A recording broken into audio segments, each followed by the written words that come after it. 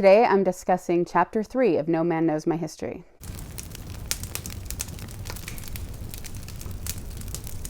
Hi, welcome back to my channel. If you're new, welcome. I am currently doing a series on the book No Man Knows My History by Moundbuilders, and today I'm discussing Chapter 3, The Red Sons of Israel. I'm going to start on the very first page of this chapter where she writes, Western New York regarded its Indian mounds with a curiosity that made it an amateur antiquarian of almost everyone in the area. And she goes on in the next paragraph to write, it was a common legend that Western New York and Ohio had once been the site of a terrible slaughter and that the mounds were the cemeteries of an entire race. Of course, here she's talking about these mounds of grass that are just all over the place. I haven't ever really fully studied the mound builder myth, so I don't know how many mounds are all over the country, but I have seen quite a few pictures and I have read about it. So there's these hills around the country that people started wondering, what are these? And I've also heard that this also went along with rock fences and rock walls that they knew were here before the Europeans came, but they didn't want to attribute to the Native Americans because when they look around at the Native Americans, they felt like they were an inferior race, and there was no way they had the intellect to build these things. In the next paragraph, she even says, few believed that these were the handiwork of the despised red man. On the next page, she says, the theory persisted for half a century that the mound builders were a race of peaceful farmers and metal workers who had been invaded and utterly exterminated by a bloodthirsty race that was the ancestor to the modern Indian. William Henry Harrison, shortly before his election to the presidency, wrote that the last great battle took place on the banks of the Ohio, where a feeble band was collected, remnant of mighty battles fought in vain, to make a last effort for the country of their birth, the ashes of their ancestors, and the altars of their gods. In just the next paragraph, she writes, the mystery of the mound builders attracted no one more than Joseph Smith. According to his mother, he was spinning theories about them before he was 20. And then she goes on to quote Joseph Smith's mother, and this is from her book, Lucy Smith Biographical Sketches. And she made a note that this happened before the death of his older brother, Alvin. During our evening conversations, Joseph would occasionally give us some of the most amusing recitals that could be imagined. He would describe the ancient inhabitants of this continent, their dress, mode of traveling, and the animals upon which they rode, their cities, their buildings, with every particular. This he would do with as much ease, seemingly, as if he had spent his whole life with them. This is something I want you to remember, because before he ever had the golden plates and was writing the Book of Mormon, he was telling stories about the people in this land, the ancient inhabitants. He was entertaining his family with stories of what they looked like, where they lived. So would these stories become the Book of Mormon? Because later on in another video, we're going to talk about how so many people don't think that he could have written the Book of Mormon, especially in the short amount of time that he did. There are a lot of issues that we'll get into in the next video. But if he had been writing the stories for the Book of Mormon, making up the lifestyle for many years beforehand, that can put a little bit of a twist into it. I also found this part very interesting because as I'm reading this book, so many times there's things that challenge something I was taught. But then I know that there's going to be people that argue it and say, that isn't something we taught. I was never told that. And I want to just kind of lay that groundwork this early in the book of, if I say I was taught it, I was taught it. And they may not teach that in every ward. They may not teach it anymore. But there are things that people from a certain generation will usually agree on because we were taught it. And one of the things I was taught was that Joseph Smith knew the history of the Native Americans of this country, and nobody else did. It's a huge mystery to everyone else where they came from. And he knew. He was the only one with that answer.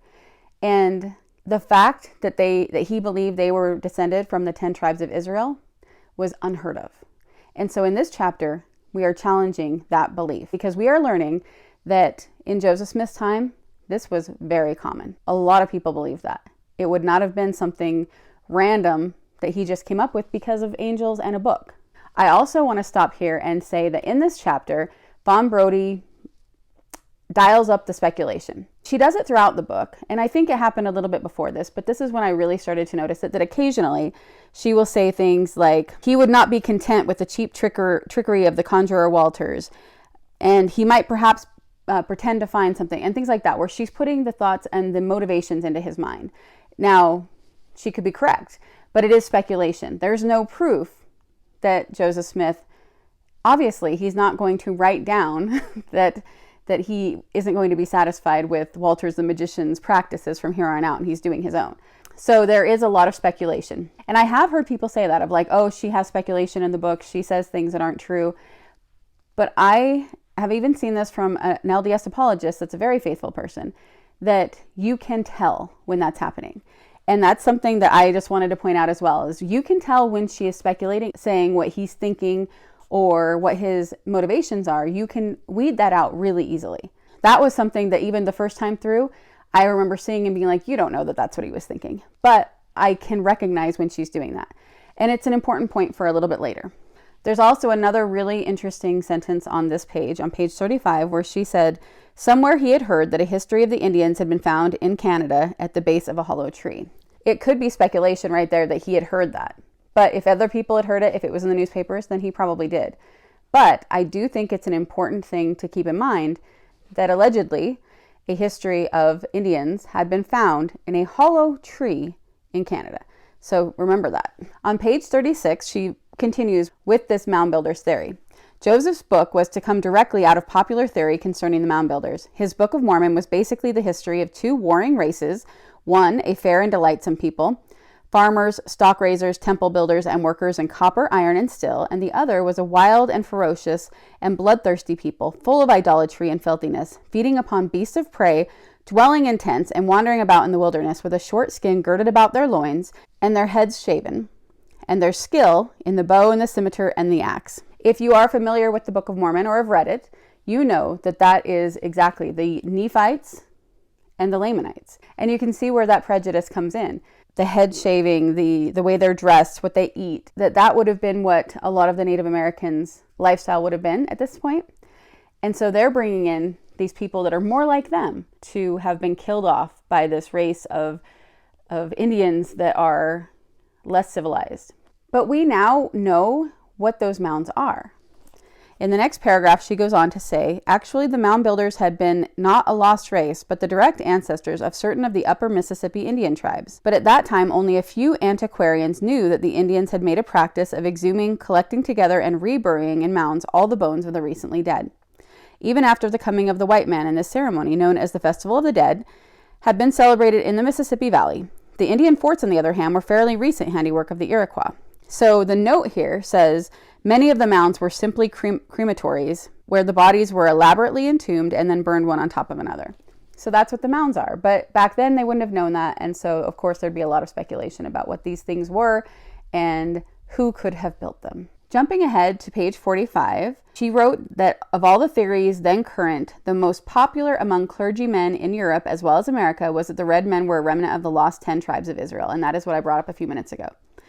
America's most distinguished preachers, William Penn, Roger Williams, Cotton Mather, Jonathan Edwards, had all espoused this theory. That again shows how popular of a theory it was. Joseph Smith did not come up with this. The golden plates were not the first place to find out about this. On the next page, she brings up the book, The View of the Hebrews, by Ethan Smith, not a relation as far as I know. This was published in 1823. Ethan Smith's theory of the origin of the Indian mounds was exactly the same as that which formed the heart of the Book of Mormon. And on the next page, she's doing a comparison between the two.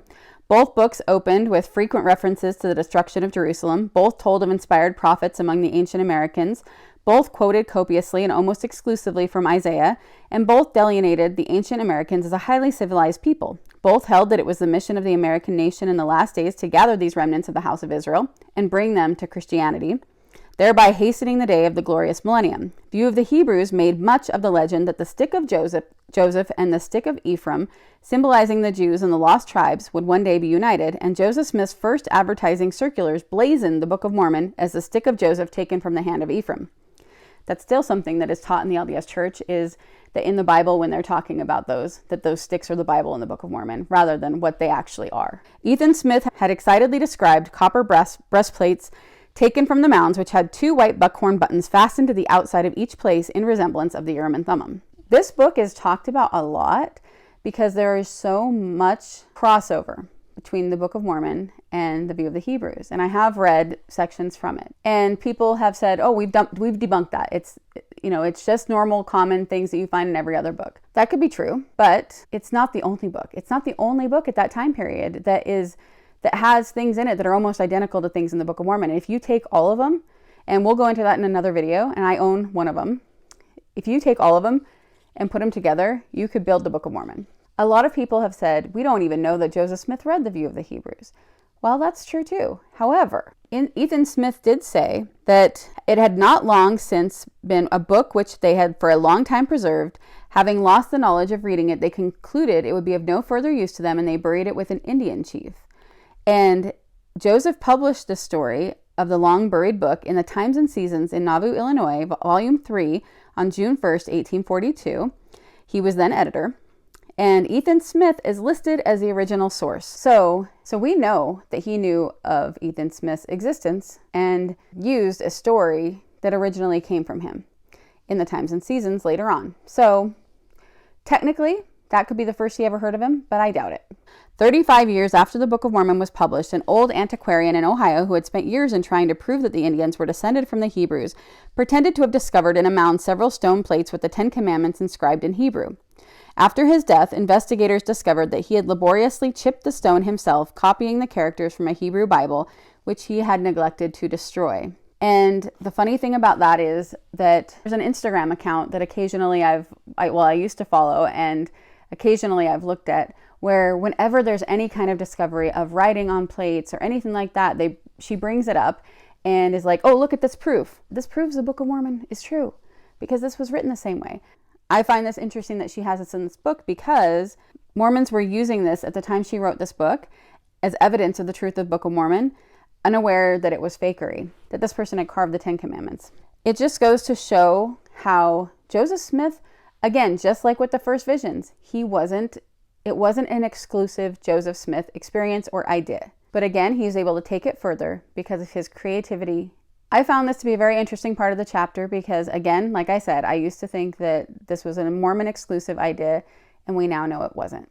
Now, moving on to one of the other biggest points of this chapter, the angel Moroni. Another thing that I would have always believed to be true is that Joseph Smith went into his room to pray, and Moroni showed up to him, that he was a tall man, white-skinned, short hair, white robe, and proceeded to tell Joseph Smith everything that he needed to know about the plates and when he would be able to get them, and that for some reason he repeated it 3 times throughout the night and then showed up the next day to talk to him. But on page 37, she writes, no 2 of Joseph's neighbors had the same version of the story. Peter Ingersoll, who claimed to be Joseph's confidant, had a savagely cynical account.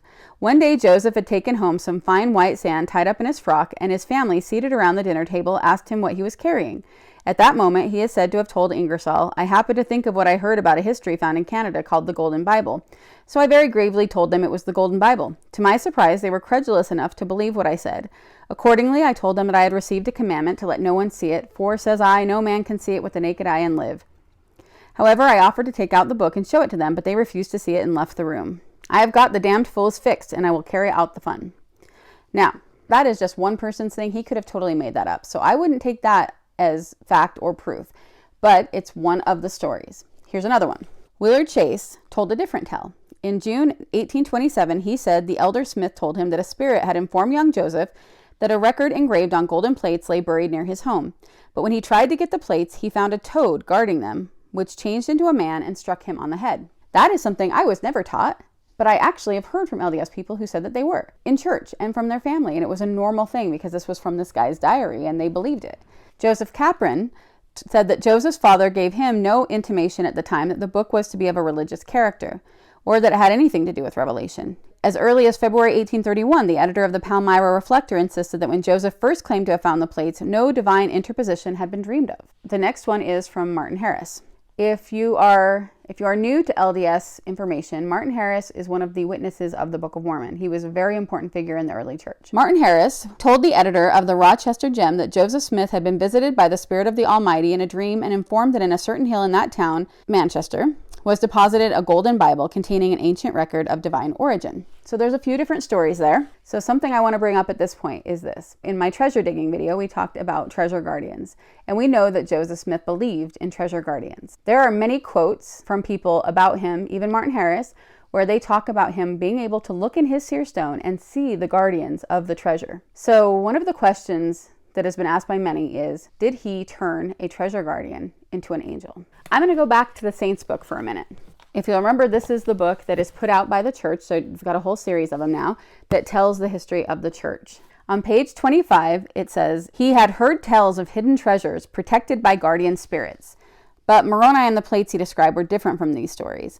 Moroni was a heavenly messenger appointed by God to deliver the records safely to his chosen seer, and the plates were valuable not because they were gold, but because they witnessed of Jesus Christ. One of the reasons I wanted to read that part is they're making a distinction here of, no, this isn't like those other treasure guardians. This is different. But also the fact that they worded it, he had heard tales of hidden treasures protected by guardian spirits. We know, from what I share with you in the video of treasure digging, we know he hadn't just heard those tales. He believed them.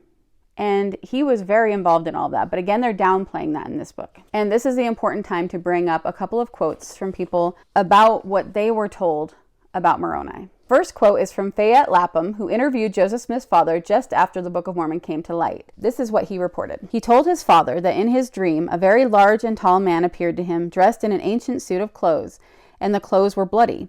And the man said to him that there was a valuable treasure buried many years since, and not far from that place, and that he had now arrived for it to be brought to light for the benefit of the world at large. And if he would strictly follow his directions, he would direct him to the place where it was deposited in such a manner that he could obtain it. And one dark night, Joseph arrived at a large boulder of several tons weight, when he was immediately impressed with the idea that the object of his pursuit was under that rock. Feeling around the edge, he found that the underside was flat. Being a stout man, and aided by some supernatural power, he succeeded in turning the rock upon its edge, and under it he found a square block of masonry, in the center of which were the articles referred to by the man seen in the dream. The quote then goes through the whole process of him digging this treasure up, and then it says, while thus engaged, he felt something strike him on the breast, which was repeated the third time, always with increased force. The last such as to lay him upon his back. And as he lay there, he looked up and saw the same large man that had appeared in his dream, dressed in the same clothes. He said to him that when the treasure was deposited there, he was sworn to take charge of it and protect the property until the time should arrive for it to be exhibited to the world. And in order to prevent this making an improper disclosure, he was murdered or slain on the spot, and the treasure had been under his charge ever since. The second quote is from Joseph and Hyle Lewis, who gave this information. This is what they report as hearing from Joseph Smith in Harmony. That as he was attempting to remove the stone, he kept getting knocked down, very similar to the last story. He exclaimed, "Why can't I get it?" or words to that effect. And then he saw a man standing over the spot, which to him appeared like a Spaniard, having a long beard coming down over his breast, with his throat cut from ear to ear and the blood streaming down, who told him that he could not get it alone, that another person whom he, Smith, would know at first sight must come with him, and then he could get it. And when Smith saw Miss Emma Hill, he knew that she was this person. In those narratives, there are quite a few parts of the story that we all know. And so either they injected untrue things into a real narrative, or those are the things that they heard. And seeing a man that looks like a Spaniard with his throat cut, with blood, with bloody clothes, all of those things really reflect the idea of the treasure digger from his earlier days. But let's go to what is the official record of the first visit of Moroni. Well, he visited on September 21st, 1823, which was the autumnal equinox. And from my video on folk magic and the occult, you might remember that I talked about that and that it's an important day in folk magic and in the occult. It is believed that on that date, September 21st, 22nd, those days right around there, especially after midnight, that the spirits of the dead are more accessible to mortals. They are most easily convinced of showing you where their treasure is and giving it to you. It is the date that's specifically encoded on the parchments that the Smith family owned that I mentioned in that video. They use those parchments and the date on them to determine the best time to treasure hunt. And of course, that would include the Jehovah, Jehovah, Jehovah parchment, the Peter bind them parchment, and the Holiness to the Lord parchment, which I mentioned before, those words later were on the temple. You'll see on those pictures that those parchments are covered with symbols from the occult text, The Magus by Francis Barrett, The New and Complete Illustration of Celestial Science by Ebenezer Sibley, and The Discovery of Witchcraft by Reginald Scott. They mentioned that between midnight and dawn is the best time to meet with spirits and to find treasure. So Fawn Brodie talks about this on page 39. She writes, on the night of September 21st, 1823, he wrote, he was kneeling by his bed asking forgiveness for his sins when a light filled his shabby room and a personage appeared at his side standing in the air. And this is what it says. He had on a loose robe of most exquisite whiteness. His hands were naked and his arms also a little above the wrist. So also were his feet naked, as were his legs a little above the ankles. His head and neck were also bare. His whole person was glorious beyond description, and his countenance truly like lightning. He called me by name and said unto me that he was a messenger sent from the presence of God to me, and that his name was Moroni, that God had a work for me to do, and that my name should be had for good and evil among all nations, kindreds, and tongues, or that it should be both good and evil spoken of among all people. He said there was a book deposited, written upon gold plates, giving an account of the former inhabitants of this continent, and the sources from whence they sprang. He also said that the fullness of the everlasting gospel was contained in it, as delivered by the Savior to the ancient inhabitants. Also, that there were 2 stones in silver bows, and these stones, fastened to a breastplate, constituted what is called the Urim and Thummim, deposited with the plates, and the possession and use of these stones were what constituted seers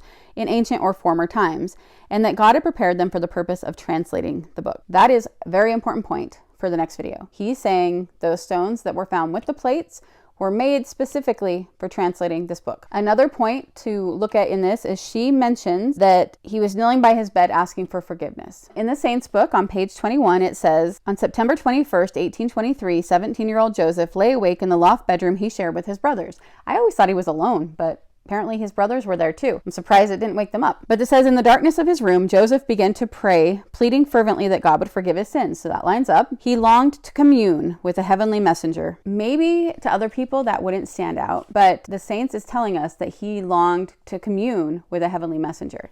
For someone whose family practiced folk magic, for somebody whose lifestyle was steeped in that for so long, to specifically desire to commune with a spirit on that date, it sounds more like he conjured Moroni to me. Now that's my opinion, that's my feeling. You can disagree, but that was how that hit me. And I can't remember if I went into this in another video or not, but I find it very dangerous to try to commune with spirits. I've always felt like psychics, mediums, that they're not speaking with who they think they are or who people think they are. I've heard from a lot of mediums that have become Christians about what they believe they were really speaking with. And so when someone is on purpose trying to commune with a spirit, I find that a very dangerous thing to do. Maybe that's why it stuck out to me, is because that's how I look at that kind of thing. So in the Saints, they go on then to basically tell the exact same story in narrative form. They're not giving it in his exact words in this book, but they go through it. They say that Moroni tells him about the 2 seer stones, which Joseph later would call the Urim and Thummim, or interpreters. And they also say the Lord had prepared these stones to help Joseph translate the record. Another really important part of this story is the fact that Moroni did appear 3 times. And apparently each time he said the exact same thing, start to finish, just repeated it. Kind of like in Star Wars when Princess Leia, when he's watching the video of her. That's kind of what I think of it, like Obi-Wan Kenobi, you're my only hope, and then he plays it again and it's always the same video. It's the same thing with Moroni. Moroni appeared 3 times in a row throughout the night to deliver the exact same word-for-word message. Again, going back to the folk magic video, 3 is an important number, and you will see this through this whole story. He visits him 3 times that night. We'll come back to that. On page 25 in Saints, it says, Joseph set out immediately for the hill. During the night, Moroni had shown him a vision of where the plates were hidden, so he knew where to go. That is what I was taught. I was taught that during those Moroni visits, he told him or showed him where he would find the plates. When I came up against opposite information, I asked my husband, hey, how did Joseph know where to find the plates? And he said, well, Moroni told him. And I said, yeah, that's what I thought. Martin Harris said, Joseph had before described the manner of his finding the plates. He found them by looking in the stone found in the well of Mason Chase. The family had likewise said the same thing. Hosea Stout, in his 1856 diary, wrote, President Young exhibited the seer stone with which the prophet Joseph discovered the plates of the Book of Mormon. Henry Harris said, he looked in his stone and saw them in the place of deposit. Willard Chase said that Joseph told him that without the stone, he would not have obtained the book. Erasmus Turner said, it was by looking at this stone in a hat, the light excluded, that Joseph discovered the plates. John Gilbert, who typeset the Book of Mormon, said that Joseph told him, by the aid of this wonderful stone, he found gold plates on which were inscribed the writings in hieroglyphics. The more you delve into history, the more you see that the contemporaries of Joseph Smith, they told the same story. He found the plates by looking in the stone that he used in his treasure digging days to look into to find treasure. All right, going back to No Man Knows My History. Page 39. Joseph related that he found the plates in a stone box along with a sword and breastplate, to which were fastened the magic Urim and Thummim. These plates were thin, he said, about 8 inches square, bound together with 3 huge rings, and covered with engraved characters. Greed so filled his heart when he first saw them that the angel forbade him to touch them until he should become sufficiently purified and instructed in the things of the kingdom. Once each year for 4 years he returned to the spot, and finally on September 21st he was permitted to carry the plates home. Of the 4-year period between 1823 and 1827, Joseph wrote nothing in his autobiography, though it can scarcely be said to have been a time of penance and purification, since it coincided with his most intensive money-digging activities. As you can see, he had 3 more times to try to get the plates. Again, the number 3. And we're going to go into those different times. Now, when I said that I wanted you to remember how Fawn Brodie was speculating what Joseph thought, it's because in the Saints book on page 25, it says, "Still, Joseph could not help thinking that he now knew exactly where to find enough treasure to free his family from poverty." They do the same thing. So when people look at Fawn Brodie and say, hey, she doesn't know what his intentions were with the books, with the plates when he found them, she doesn't know what he's thinking, or that he was having greedy thoughts, people would be really quick to shoot that down. That's speculation. But Saints does it too. They are here saying he could not help thinking. Was that written in his diary? They speculate too. It is so important that no matter what you're reading, who it's by, if it matches up with your belief system or not, that you can always come to it logically and notice when people are speculating and notice when it's fact. And that's been the funniest thing for me when people come at me about the things that I've learned in the last few years. And it really is as if they assume that I just let any person that was talking negatively around me affect what I believed. That the first second I heard something negative, I thought, okay, well, I don't believe anymore, without it actually being something that I studied and that I made sure was true before I let it affect my testimony that I did used to have. And so it's really important that anyone goes in logically, whether it's something that's not a Mormon source, whether it's something that is a Mormon source. There is always going to be bias. There's always going to be speculation, but you can find the real facts. And you shouldn't just throw something away or not take in what somebody says if you can back it up, just because they speculate. So that's why I thought that was important, because I have heard people that won't read her book or read other books like it because there may be 1 or 2 things in it, or maybe more, that aren't 100% fact. But you can find that out. You can figure that out yourself. My point being, everybody has a bias and everybody speculates when they're writing books about history. So if you can learn how to look at it logically, and you can learn to see when people are speculating, then you can parse it out for yourself. And you don't have to just rely on a church source or a non-church source. You can find the real information. Another little interesting tidbit to throw in here that may or may not mean anything. The church leaders were teaching from 1835 to 1838 that the angel's name was Moroni. But in his first history in the Times and Season in 1842, it was written as Nephi. And in the first edition of the Pearl of Great Price, it was also written as Nephi.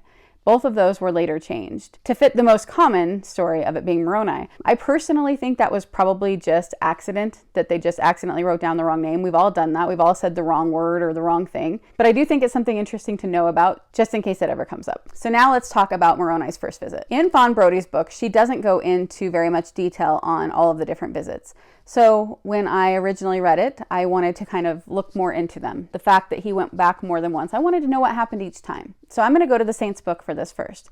In page 25 again, it reads, "Arriving at the hill, Joseph located the place he had seen in the vision and began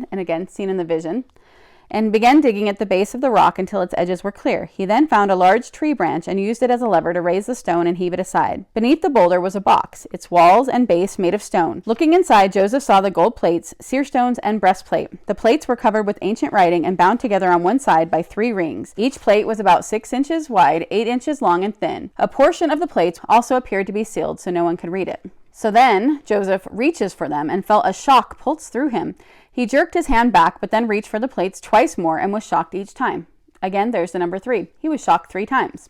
"Why can't I obtain this book?" he cried out. "Because you have not kept the commandments of the Lord," said a voice nearby. Joseph turned and saw Moroni. At once the message from the night before flooded his mind, and he understood that he had forgotten the record's true purpose. He started to pray, and his mind and soul awoke to the Holy Spirit. "Look," Moroni commanded. Another vision unfolded before Joseph, and he saw Satan surrounded by his numberless host. "All this is shown, the good and the evil, the holy and the impure, the glory of God and the power of darkness," the angel declared, "that you may know hereafter the 2 powers and never be influenced or overcome by that wicked one." And he goes on to say, "They are not deposited here for the sake of accumulating gain and wealth for the glory of this world. They were sealed by the prayer of faith." There are a few accounts of this first attempt that contradict this. Benjamin Saunders had a totally different account. He also spoke of a toad, not an angel. Willard Chase said he saw in the box something like a toad, which soon assumed the appearance of a man and struck him on the side of his head. Joseph Morler said he was hauled back upon the ground with great violence, and when he recovered, then the angel was gone. So, was there a toad? Was there not a toad? Did it hit him? Did it not hit him? Did the angel attack him violently? I don't know. All these different accounts tell different things. There's no way to know for sure. What do we know from the official account? We know that he was shocked 3 times, that he was told that he hadn't kept the commandments, so he couldn't have the plates yet. We were told that they were not to be meant for gain or wealth, and that he would have to come back next September 21st, again, the same date, and that he had to bring the right person with him. And when asked who the right person was, he was told it would be Alvin, his brother. So there are a couple of points to bring up with this visit then. One is, why would God tell him that he had to bring Alvin when God knew that Alvin would die? Because Alvin dies. Alvin dies before the next time. And God would have known that Alvin was going to die. So why would he do that? Second, Joseph is told that these plates are not meant for wealth or gain of any kind. And yet we know that he tried to sell the copyright for the Book of Mormon in Canada. Now, that is a story a lot of people might not know. But when you sell a copyright, you no longer have the rights to it. Why would you sell the rights to the Book of Mormon? Why would Joseph Smith sell the rights to the Book of Mormon? Joseph Smith had been told there were people in Canada willing to buy the copyrights to useful books. Due to the dire financial position of the church, he decided this could be an opportunity to relieve some of the financial pressure associated with publishing the Book of Mormon. 4 men went to Canada. Joseph Smith received a revelation directing them to go to Kingston, Canada. When unable to sell the copyright, the 4 men returned to Palmyra. I found this information on a church apologist website called Fair Mormon. So we know that he heard people were buying useful books. The church was hurting. He wanted money. So he sent 4 men to get the copyright. It didn't work. They came back without having sold it. But it wasn't just a bad decision. He said it was a revelation. And you can find the revelation text on Joseph Smith Papers. And this is part of it. It pleases me that Oliver Cowdery, Joseph Knight, Hiram Page, and Josiah Stowell shall do my work in this thing, yea, even in securing the copyright, and they shall do it with an eye single to my glory, that it may be the means of bringing souls unto me through salvation, through mine only begotten. Behold, I am God, and have spoke it. That was not ever put in with the other revelations in the Doctrine and Covenants, but you can find it on the Joseph Smith Papers in the handwriting of the scribe. This is very much like in my other video when he had a revelation to go to Salem from God to find treasure, and then it didn't happen. And this is kind of the same thing. He was saying that God was giving him a revelation to go sell the copyright, but then it didn't work. All right, let's move on to the second visit. On page 29, it reads, "You must take them into your hands and go straight to the house without delay," the angel had said, "and lock them up." At the hill, Joseph pried up the rock, reached into the stone box, and lifted out the plates. A thought then crossed his mind. The other items in the box were valuable and ought to be hidden before he went home. He set the plates down and turned to cover the box, but when he returned to the plates, they were gone. Alarmed, he fell to his knees and pleaded to know where they were. Moroni appeared and told Joseph he had failed to follow the directions again. So in this one, we find out he was able to lift the plates out, but that he set them down, they disappeared, and he was rebuked.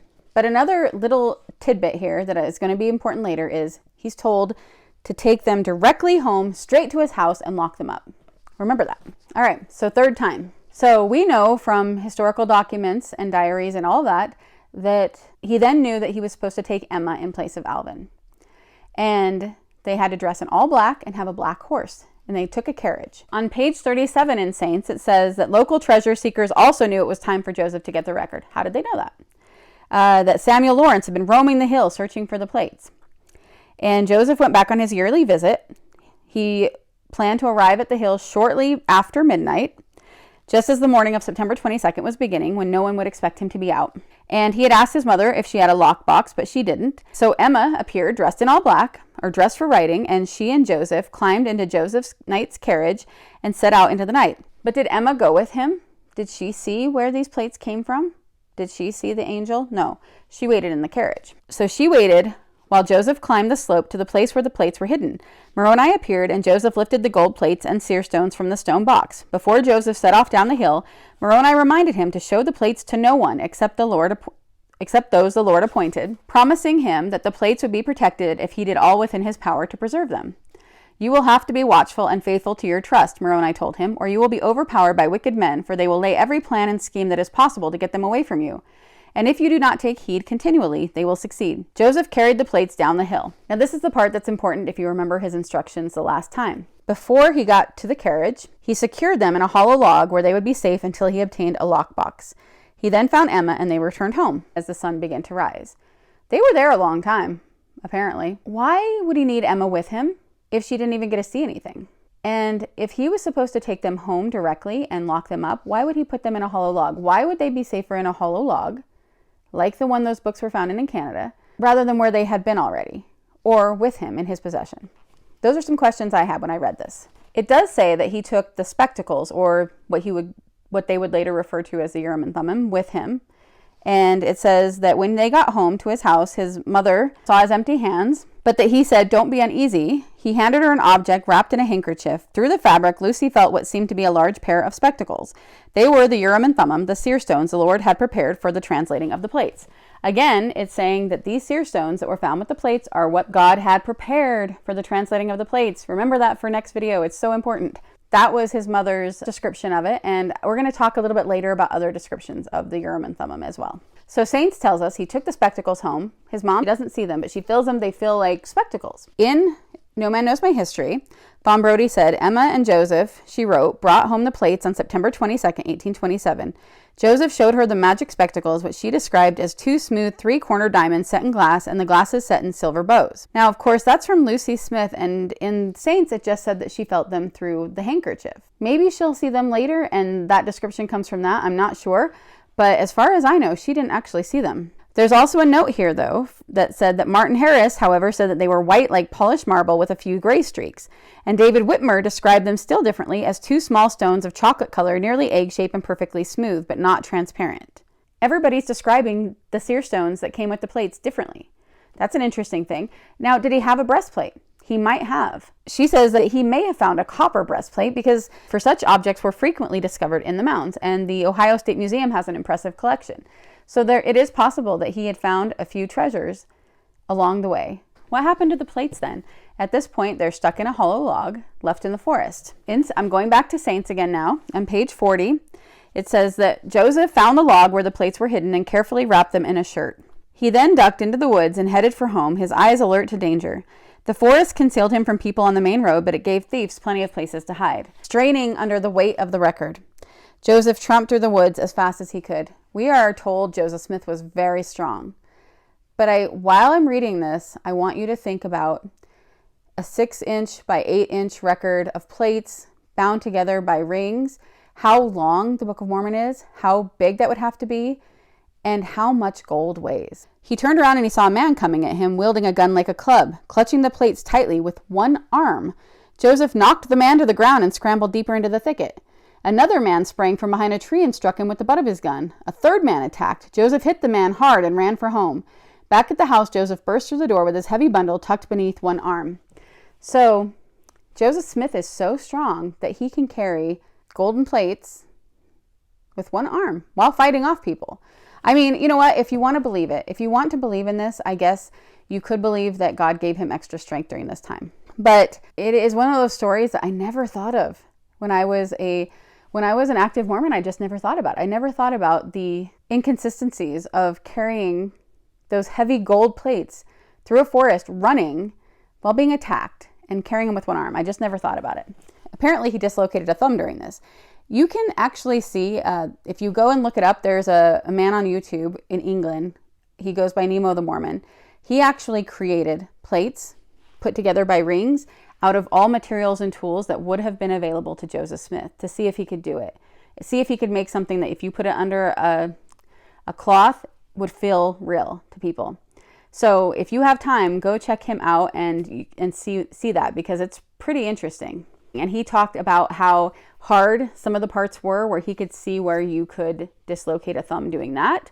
But I also think that if there were thieves and other treasure diggers that he'd worked with before that felt like he was finding a treasure that he wasn't going to share with them, that if they really believed he was finding something, I think that that it could be a true story that he was attacked by men in the forest. I don't know. So now he has the plates. So did anyone see them? First, this is an account of his mom. Lucy never saw the golden plates, for Joseph warned his family that it meant instant death to look at them, and frequently changed their hiding place. On page 42, he talks about how Joseph and Emma moved into a house in Harmony that belonged to Isaac Hell, her father.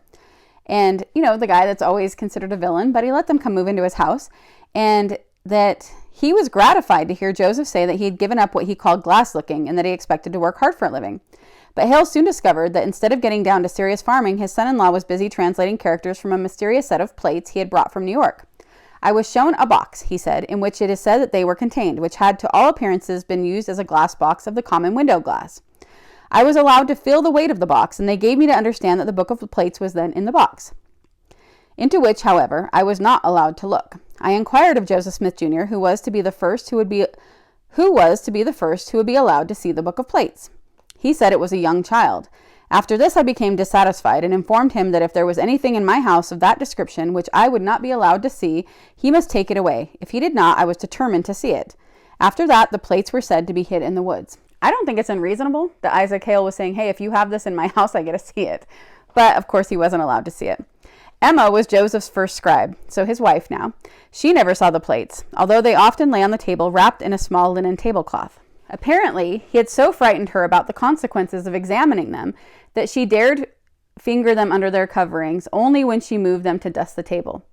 They seemed to be pliable, like thick paper, she later said, and would rustle with a metallic sound when the edges were moved by the thumb, as one does sometimes thumb the edges of a book. One really interesting story that she has in here on page 41 says that Willard Chase hired a conjurer from 60 miles away to divine their whereabouts. So Joseph at once transferred them from under the family's hearthstone to a place beneath the floor of a cooper shop across the street. So Chase's sister, I believe her name is Sally, who was apparently more accomplished than the conjurer. She divined this hiding place by means of a green stone, and that night the shop was raided. The floor was ripped up and the chest demolished. But Joseph calmly informed his family that he had taken out the record the evening before, re-nailed the empty box, and replaced it beneath the floor. The plates were safe beneath a pile of flax in the shop. So this is either a really faith-building story of he knew that he needed to take them out of the box and bury the box so they would find an empty box, or it was that there was nothing in the box. So these people that found the hiding place found an empty box. But Joseph Smith hadn't told anybody that he didn't really have the plates in it. So he was able to tell them, oh, I kept them safe. All right, so now what's going to happen? Now he's got the plates, he's kept them safe, and he needs to start translating them. In next week's video, we're going to go into the translation process.